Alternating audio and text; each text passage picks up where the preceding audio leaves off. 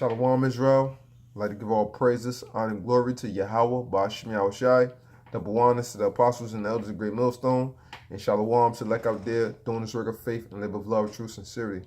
I want to get into a quick topic.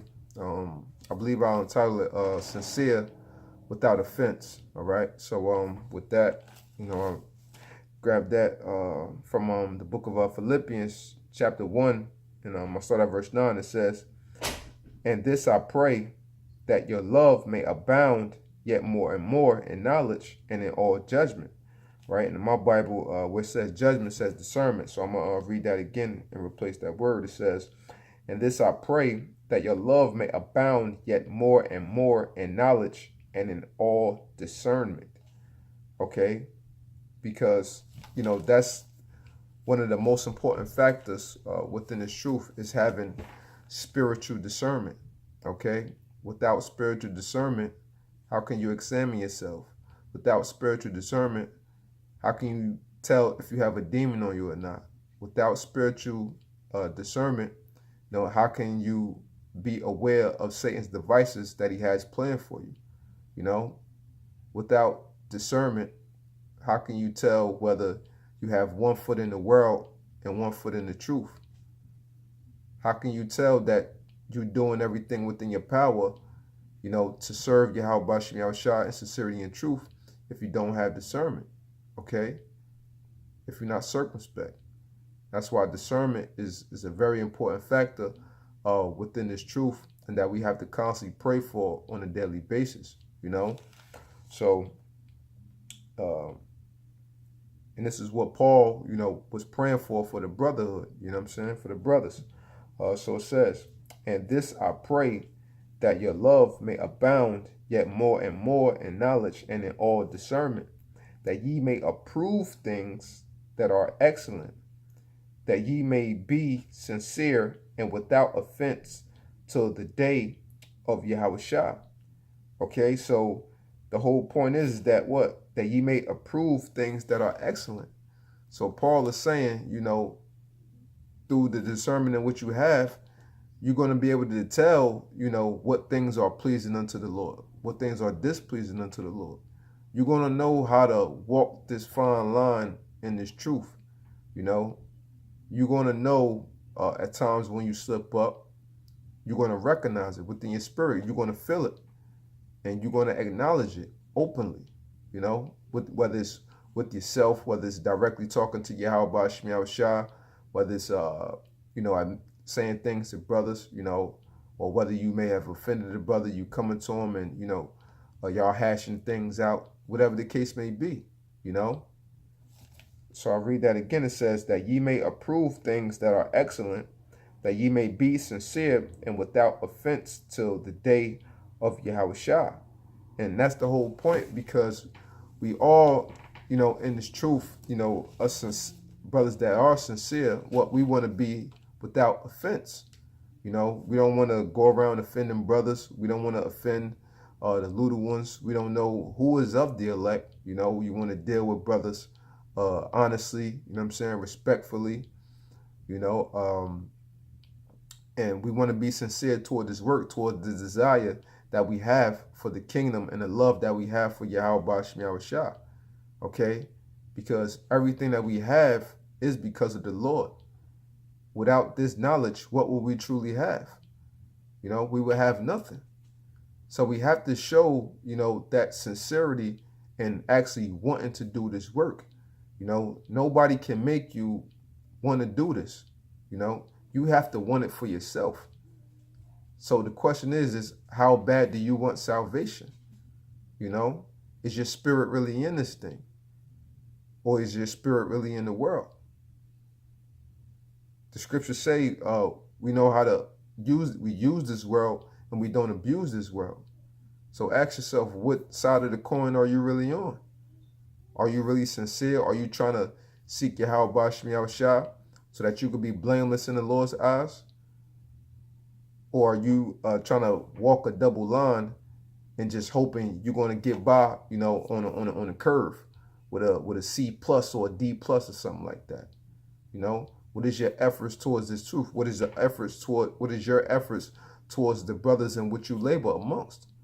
You know, you got to ask yourself these type of questions, because it's all about that discernment, having that judgment, and examining yourself, man.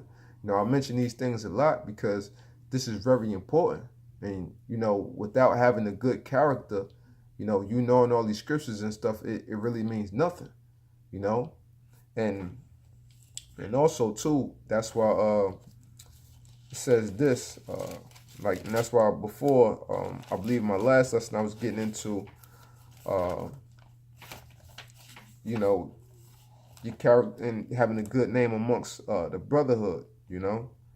And real quick, I wanted to grab this is the book of Sirach, chapter 5.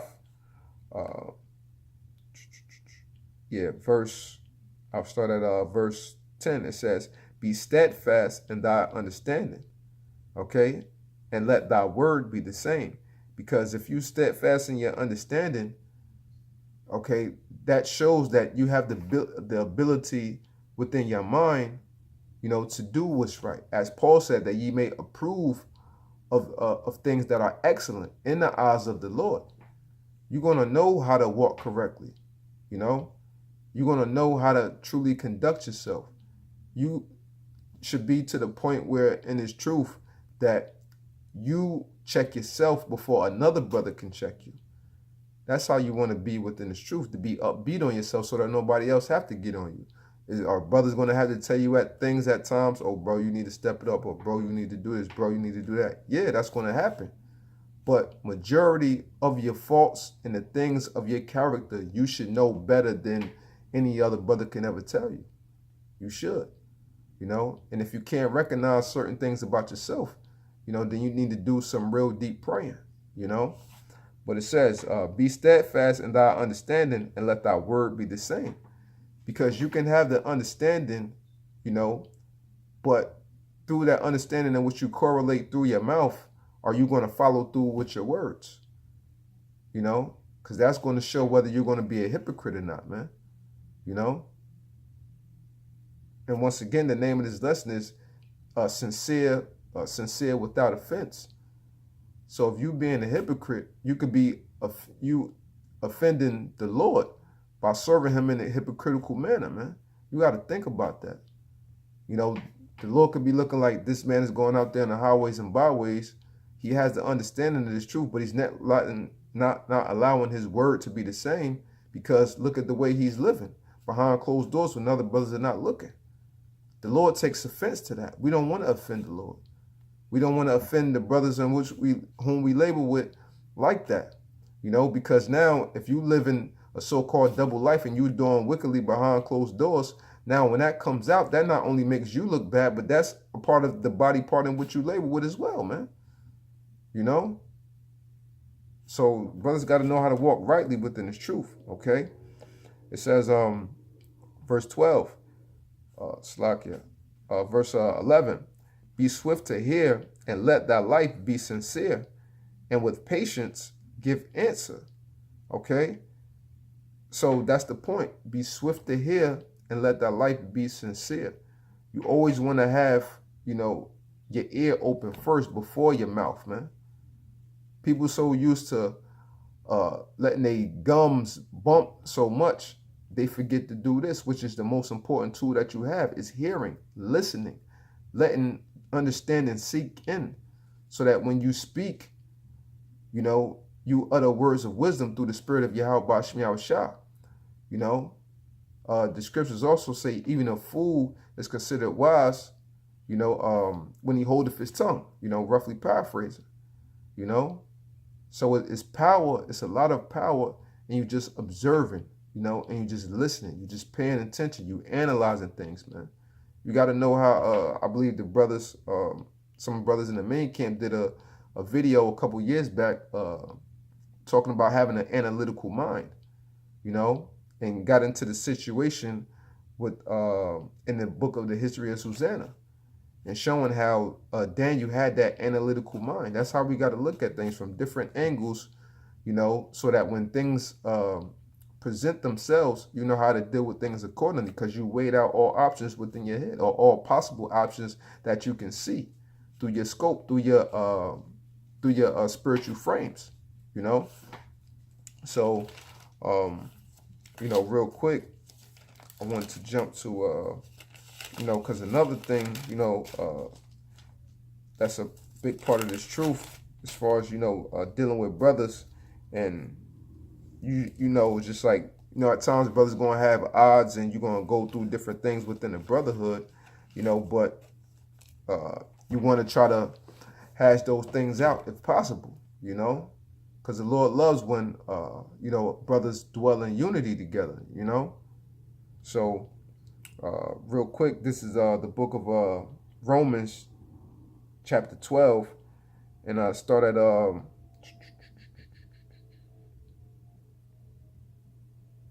verse 17. It says, recompense to no man evil for evil, provide things honest in the sight of all men. If it be possible, as much as lieth in you, live peaceably with all men. Okay, so that's what we're supposed to be trying to do. Supposed to be trying to live peaceably with all men. Now, this applies to, you know, brothers that are pushing the correct doctrine in the body of YAHAWASHI. You know, brothers are going to go through, you know, they little spats or they quarrels and, you know what I mean, so-called beefs, if you want to put it like that, you know. But at the end of the day, what it's supposed to be, it's supposed to be love there. You ain't supposed to harness no hatred, you know, for a brother within his truth, you know, that you believe is sincere, you know. And it's beautiful, you know, when brothers can actually acknowledge their ways and things in which they've done and come out to you in a sincere manner, you know what I'm saying, and hash things out, man, you know, because nobody wants to have, you know, no negative type of vibes, you know, on them or around them, you know, or even to possibly come in their mind about another brother, man. You don't want to be in that type of mind frame. You want to have your head clear, focused on what we're supposed to do, you know, and not worrying about the little crap, you know, that happens amongst the brotherhood, because that's all it is, man. You know, whether if it's a personality clash, or, you know, you don't like how this brother get down, or if y'all had, you know, some actual problems or whatever, at the end of the day, you know, we got to be sincere towards each other and without offense towards each other. And that shows the love for YAHAWASHI, because the Lord loves that, man, you know. And this next precept, this is the book of Romans. Yeah, still in the book of Romans. This 13 and 10, it says, well, I'll start at verse 9. It says, for this thou shalt not commit. In fact, I'll start at, yeah, let me start at verse 8. Romans 13 and 8. Owe no man anything but to love one another, for he that loveth another hath fulfilled the law. You know, and this is pretty much, you know, you could touch on the situation down there in Atlanta, you know. The leader, the ex-leader of that camp, you know, he was supposed to fulfill the law by loving his brothers, in which he didn't, you know, because it showed by his actions, his ways, and his wickedness, you know. It says, for this thou shalt not commit adultery, thou shalt not kill, thou shalt not steal, which clearly he was a thief, he was a murderer, he was a robber of his brethren, man. Thou shalt not bear false witness, thou shalt not covet, you know. And if there be any other commandment, is briefly comprehended in this saying, namely, thou shalt love thy neighbor as thyself. Verse 10, love worketh no ill to his neighbor, therefore love is the fulfilling of the law. You know, so everything in which he did, you know, he went completely against all of the commandments of YAHAWASHI, the things that we are commanded to do, you know. And this shouldn't even be so hard for you to follow through with this, man. Knowing that love worketh no ill towards his neighbor, you know. Certain things is how the brother Shar brings up the word innate. It should be natural. It should just be in you, man. You know, just like this truth. The truth has to be in you. It can't be on you. You know, you got to actually be living it. And it starts here when you live in it, man. You don't just put on this truth when you put on a garment, or when you're doing these shows, or when you go out there on them highways and byways. You live in it. It's in you, man. You know, the Lord said what? That the kingdom is within us. That means these scriptures is within us. That means the sincerity of the Lord is within us. Okay? That means we're going to know how to completely walk, man. You know? So the main thing that we owe all each other is to do right by each other, man. You know? Because we doing right by YAHAWASHI when we do right by the brotherhood, man. And we all want to be found blameless in the eyes of YAHAWASHI. You know? So with that, you know, this was, you know, just a quick topic, you know, a brother just being sincere without offense. And, you know, we just got to constantly, you know, keep striving, man. And, you know, brothers, we really got to be hungry for this salvation, man, because the shit is not the shit, but it's right here, man. It's right here. Everything that's going on in the world, you know, this, I believe it's a false flag thing that just happened out there in Las Vegas. You know, you hear so many different stories and things that's going on, you know, in YouTube world and the internet and TV and stuff like that, you know. But we know we right here, man. So we want to be blameless in the eyes of YAHAWASHI, putting all the energy and efforts that we have toward this work, putting all the efforts and energies that we have being right towards the brotherhood, you know what I'm saying, so that we could be found blameless in the eyes of the Lord, man. So that the Lord be willing to place them crowns upon our heads and give us that salvation that he promised us as being his heirs to his throne, man. Hebrew Israelites, you know. So with that, you know, I hope this segment was edifying. I'd like to give all praises, honor, and glory to Yahawah, YAHAWASHI, double honors to the apostles and the elders of Great Millstone, and Shalawam to the elect out there, doing this work of faith and live with love and true sincerity. Shalawam.